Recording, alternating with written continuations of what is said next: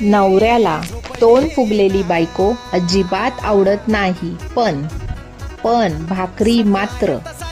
एक मिनिट हा. भाकरी मात्र टम्म फुगलेलीच चालते बरं का.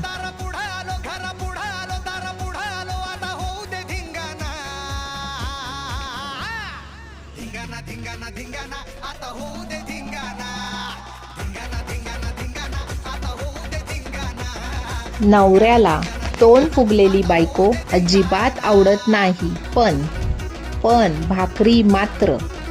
एक मिनिट हा. भाकरी मात्र टम्म फुगलेलीच चालते बरं का.